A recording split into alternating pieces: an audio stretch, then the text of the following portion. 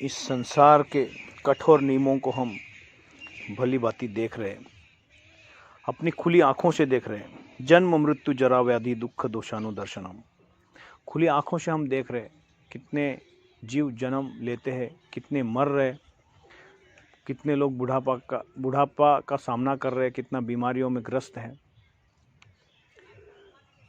फिर भी हम मूर्ख जीव अपनी योजनाएं बनाते रहते हैं। हमारी योजनाएं कभी सफल नहीं होंगी। जो केवल भगवान की योजनाएं सफल होंगी। भगवान गीता में बोलते हैं वशीभूतस्य देहस्य, ये जो शरीर है एक दिन खत्म होने वाला है, नष्ट होने वाला है, ये खत्म होगा। ये जीवन तो टेम्पररी है, अशाश्वतम दुखालयम। इसलिए भगवान कहते हैं कि मदाश्रय, भगवान खुद का आश्रय लेने के लिए बोल रहे हैं, भगवान का आश्रय लेना है। योगम यु जन्म दाश्रया मदाश्रया, मेरा आश्रय लो और मया सक्त मना पार्थ, और मुझ में आसक्त हो जाओ। मगर हम जो है बहुत सारी चीज़ों में आसक्त हैं। मैं अपने शरीर के ऊपर आसक्त, शरीर से जो भी शरीर के संबंधित चीज़ों में आसक्त हूँ, तो इसके कारण हम दुख भोग रहे हैं। और हम जो है सारे जीवात्मा इस भारतवर्ष के नहीं, पूरे विश्व के नहीं, बल्कि पूरे ब्रह्मांड, समुच्चय ब्रह्मांड के जो जीव जो है ये सनातनी है। किसी को ये सनातन शब्द है बहुत चुभता है, मगर सारे जीव सनातनी है, क्योंकि ये भगवान खुद कहते हैं ममो अंशो जीवलोके जीवभूता सनातना, कि ये सारे जीव जो है इनका ये मेरे अंश है और इनका संबंध बहुत पुरातन, कोई गणित नहीं कर सकता। बहुत पुरातन मतलब सनातन है। सनातन का मतलब बहुत पुरातन। तो ये शास्त्र बोलता है। तो हमको पूर्ण रूप से भगवान के ऊपर आश्रित होना है, भगवान में आसक्त होना है। तो हम कैसे भगवान के ऊपर आश्रित हो सकते हैं, हम कैसे भगवान में पूर्ण रूप से आसक्त हो सकते हैं? तो हम भगवान को याद कर सकते हैं, भगवान का नाम ले सकते हैं, प्रतिदिन भगवान का नामस्मरण कर सकते हैं, प्रत्येक क्षण भगवान को नामस्मरण कर सकते हैं। अगर इस भौतिक संसार से हमको मुक्त होना है, जन्म मृत्यु जरा व्याधियों से, और ये मृत लोक जो है, मृत संसार से हमको मुक्त होकर भगवत धाम जाना है, तो हमको पूर्ण रूप से भगवान के ऊपर आश्रित होना पड़ेगा। 24 आवर्स, 24 घंटे भगवान के चिंतन में, नाम में हमको रत होना पड़ेगा, भगवान को याद करना पड़ेगा, कृष्ण भावना भावित बनना पड़ेगा।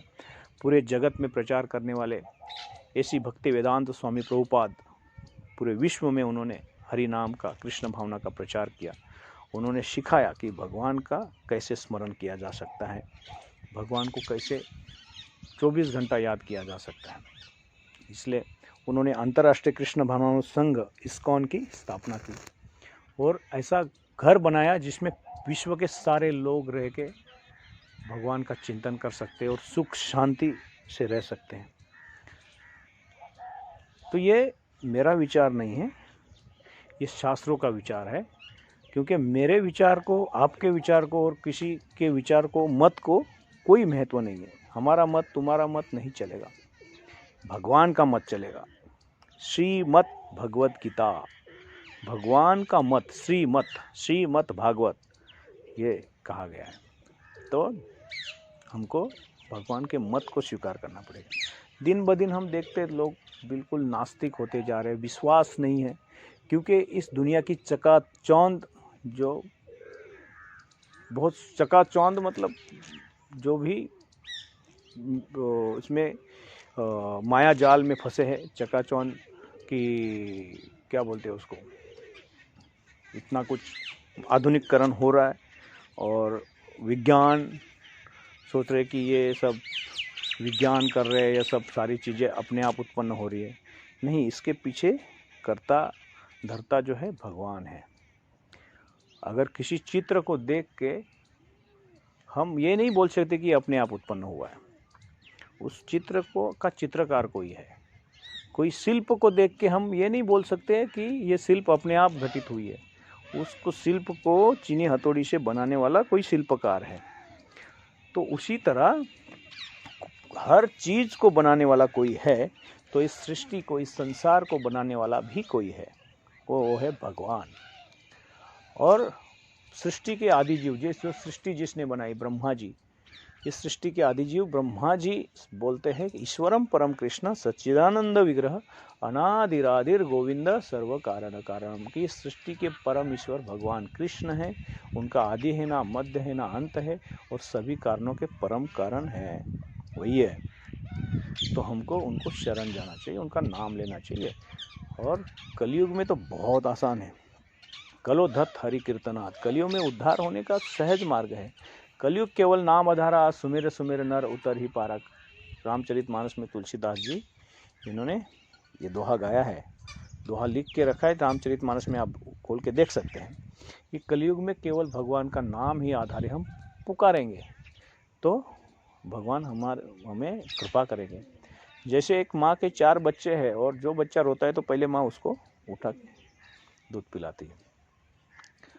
हम जो दुख भोग रहे हैं, इसका प्रमुख कारण है कि भगवान से हम विमुख हो गए, भगवान को हम भूल चुके हैं और हम खुद ही ईश्वर बन गए हैं कि मैं ही करता धरता हूँ। तो हम नहीं है, कुछ भी नहीं। तो हमको इस चीज़ को याद रखना चाहिए, प्रतिदिन भगवान का स्मरण करना चाहिए, हमारी धर्म संस्कृति को नहीं भूलना चाहिए। हम तो बहुत भाग्यशाली जीव है कि भारतवर्ष में हमारा जन्म हुआ।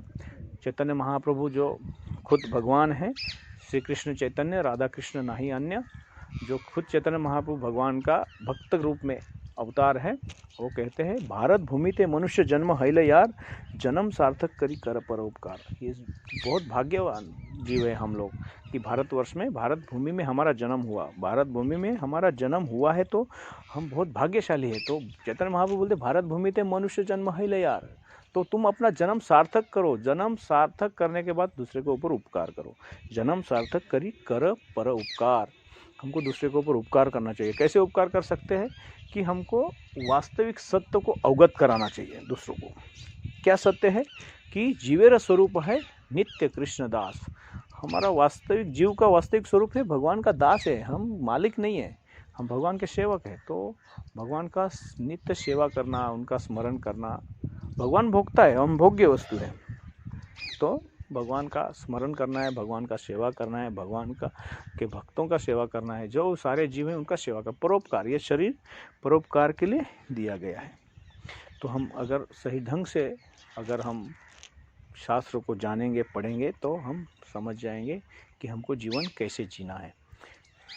नहीं तो हम मनमाना आचरण करेंगे, मनमाना ढंग से हम जीवन जिएंगे और फिर समय वापस मुड़ के नहीं आएगा, फिर हमको मौका नहीं दिया जाएगा, फिर हमको हजारों साल हमको कृमि कीटक बनना पड़ेगा, कुत्ता भेड़ बकरी बनना पड़ेगा। जो इतना दिव्य मनुष्य शरीर हमको नहीं मिलेगा। तो ये मनुष्य जन्म बहुत बहुत महत्वपूर्ण है। मनुष्य जन्म पाइया राधा कृष्ण ना भजिया, जानिया सुनिया विष खाइनु। ऐसा सुंदर भजन एक वैष्णव गीत में कि मनुष्य जन्म हमको मिला है, हाँ, फिर भी हमने राधा कृष्ण का भजन नहीं किया और जानबूझ के हमने जहर खाया, हमने गंदगी खाई। तो ये शास्त्र का वचन है। जैसे मैंने पहले बोला कि हमारा मत को और किसी के मत को कोई महत्व नहीं, केवल भगवान के मत को महत्व है। इसलिए श्रीमद् भगवद गीता को पढ़ो। अगर श्रीमद् भगवद गीता को आप पढ़ेंगे तो श्रीमद् भगवद गीता जो है उसमें महात्मा, श्रीमद् भगवद गीता का एक महात्मा का एक श्लोक है भगवद गीता की, उसमें कहते हैं कि मलिनम मोचनम पुसाम जल स्नानम दिने दिने सुकृत गीतामृत स्नानम संसार मलय नाशनम, कि प्रतिदिन हम स्नान करते हैं। अगर हम प्रतिदिन स्नान नहीं करेंगे तो कोई हमारे पास भी नहीं आके बैठेगा, हम स्वच्छ नहीं होंगे, हमारा बहुत सारा गंदगी रहे शरीर का तो मक्खियाँ भिन भिन आएगी हमारे शरीर में। तो प्रतिदिन हम स्नान करते हैं तब हम स्वच्छ हो जाते हैं। तो मलिनम मोचनम स्नानम, मलिन जो है हुआ शरीर, जो मैल से हम स्वच्छ हो जाते हैं। मलिनम मोचनम पुसाम जल स्नानम दिने, प्रतिदिन स्नान कर लेते हैं, हाँ, जल स्नानम दिने दिने सुकृत गीतामृत स्नानम। उसी तरह अगर हम सुकृति से, हमारे अच्छी सोच से अगर हम भगवद गीता को शरणागत हो गए, भगवद गीता को स्वीकार करके भगवान के मत को स्वीकार करके अगर हम भगवत गीता को एक्सेप्ट कर लेते हैं, पढ़ लेते हैं, तो मलिनम मोचनम पुषाम जल स्नान, सुकृत गीतामृत स्नान, गीता रूपी अमृत में अगर हमने स्नान कर लिया तो हमारे जीवन की सारी मलिनता नष्ट हो सकती है, हम पूर्ण रूप से शुद्ध हो सकते हैं। इसलिए श्रीमद् भगवत गीता को पढ़ना चाहिए। ये दिसंबर जो है गीता जयंती का महीना है और इस गीता जयंती के महीने में पूरे विश्व में भगवत गीता यथारूप का वितरण किया जाता है। अगर आप इस जनवरी महीने में अगर नहीं भी भगवत गीता ले पाए तो आप किसी भी महीने में कभी भी ले सकते हैं, शुभ कार्य के लिए कोई मुहूर्त नहीं होता। तो श्रीमद् भगवत गीता को लो और सच्चे ज्ञान का अपने जीवन में अपनाओ और देखो आपके जीवन में कितना परिवर्तन आएगा। तो ये मैंने प्रयास किया है, ये जो शास्त्रों का विचार सामने रखने का। बहुत सारी त्रुटियां होगी क्योंकि मैं तो परिपूर्ण नहीं हूँ, मैं तो प्रयास कर रहा हूँ कि भगवत गीता से पढ़ के मैं अपने जीवन में सुधार लाने का प्रयास कर रहा हूँ और ये तो कर्तव्य भी है कि दूसरों को बताना चाहिए, क्योंकि चैतन्य महाप्रभु खुद कहते हैं कि जार देख तारक कृष्ण उपदेश, अमर आज्ञाएं गुरु हत्वा तार यह देश, कि तुम जिसको मिलोगे, जिसको देखोगे, उसको तुम भगवान कृष्ण के नाम का उपदेश करो। जार देख तारक कृष्ण उपदेश, अमर आज्ञाएं गुरु हत्वा तारे, तुम मेरी आज्ञा से गुरु बनो। तो ये सब ज्ञान को अगर तुम अर्जित करोगे तो तुम खुद गुरु बन सकते हो। हर कोई गुरु बन सकता है, दूसरों को ये ज्ञान बता सकते हैं। आप चैतन्य महाप्रभु की आज्ञा से आप गुरु बन सकते हैं। और बताना, गुरु मतलब कोई वो नहीं बहुत ऊंचा स्थान है गुरु, या कोई अहंकारवश हम कोई बड़ा स्थान थोड़ा ले सकते हैं, मगर किसी के जीवन में अगर हम सुधार ला सके, इन बातों का कोई अमल कर सके, तो उनका जीवन का कल्याण हो जाएगा। हरे कृष्णा, धन्यवाद।